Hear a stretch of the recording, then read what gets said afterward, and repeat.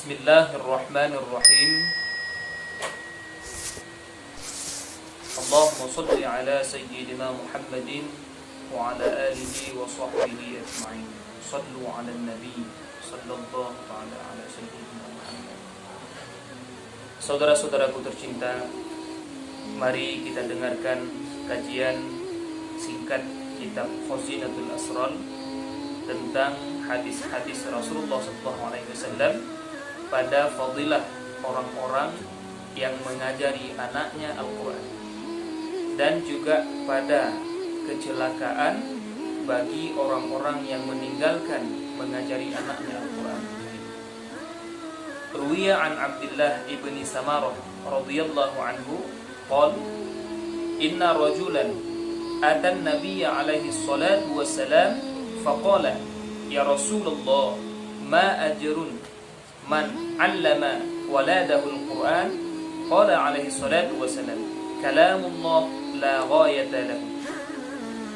Diriwayatkan daripada Abdullah ibni Samarah radhiyallahu an, beliau berkata, sesungguhnya seorang laki-laki datang ia akan Nabi sallallahu alaihi wasallam, faqala, maka berkata ianya laki-laki, ya Rasulullah, wahai Rasulullah, apakah pahala orang yang mengajari ia akan anaknya Al-Quran?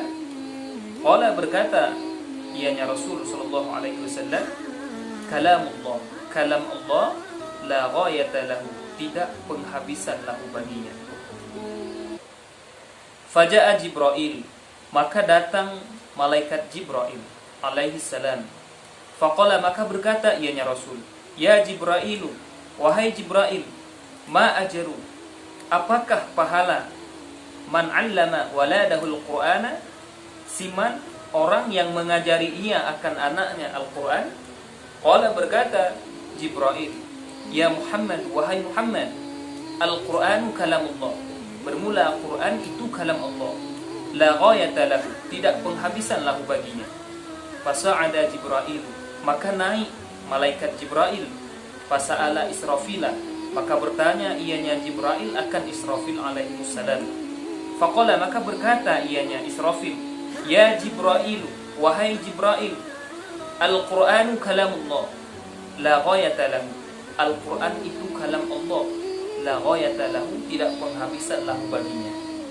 Qala, berkata ianya Jibril, summa nazala Jibrilu ba'da ila nabi, kemudian turun malaikat Jibril sesudah kepada Nabi sallallahu alaihi wasallam.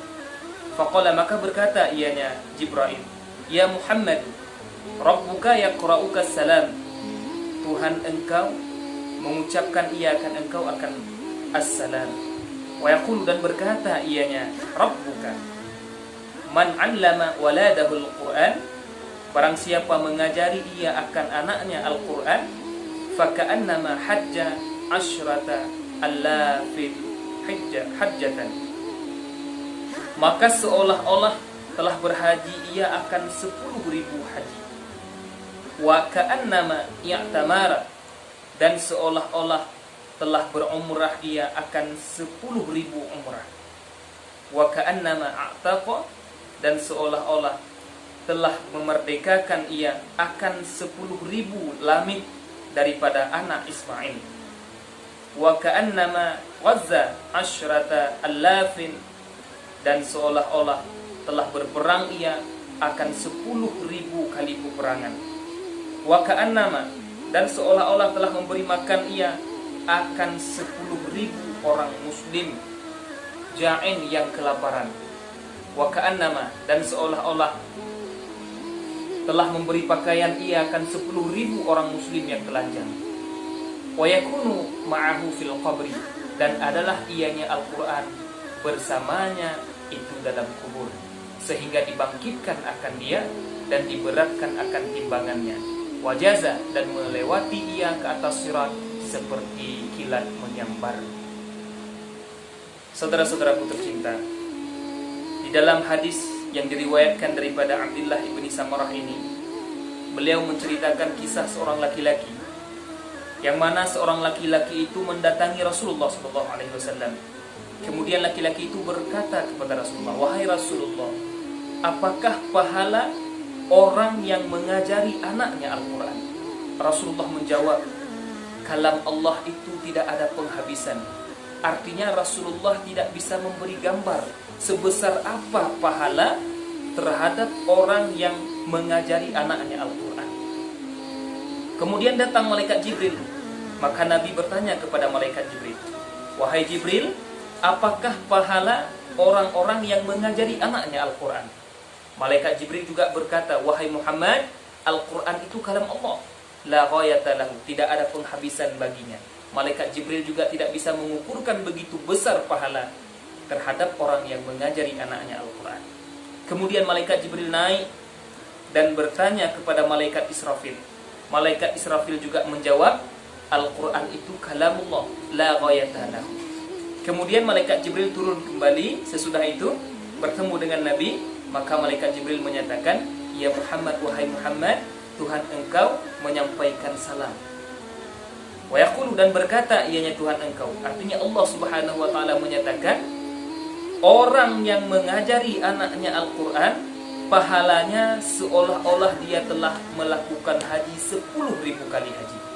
Masya Allah. Ini jawaban langsung dari Allah. Nabi kita tidak tahu begitu besar pahalanya. Malaikat Jibril, malaikat Israfil pun tidak tahu begitu besar pahala terhadap seorang ayah yang mengajari anaknya Al-Quran. Kemudian langsung Allah sendiri yang jawab melalui malaikat Jibril yang menyampaikan kepada Nabi kita.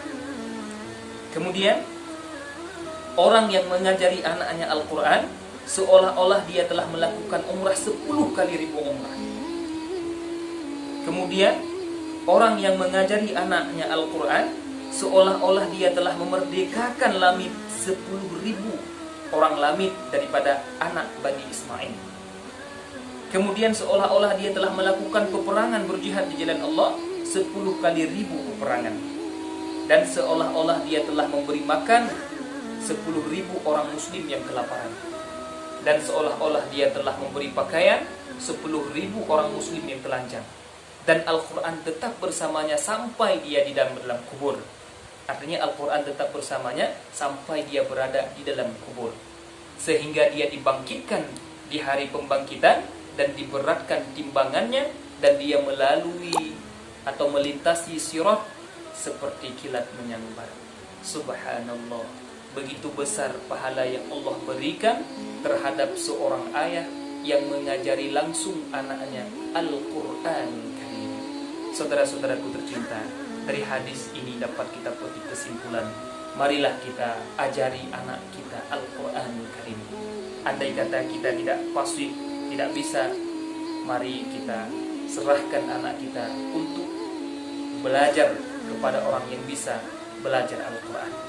Karena bila kita meninggalkan anak kita, tidak mau kita ajari Al-Quran Karim, maka kecelakaan bagi kita di dunia dan di akhirat. Sallu ala nabi sallallahu ta'ala ala sayyidina Muhammad. Mudah-mudahan ini yang bisa disampaikan pada hari ini tentang satu hadis dalam kitab Khazinatul Asrar. Mudah-mudahan bermanfaat bagi kita semua. Kami akhiri wabillahi taufiq wal hidayah. Assalamualaikum warahmatullahi wabarakatuh.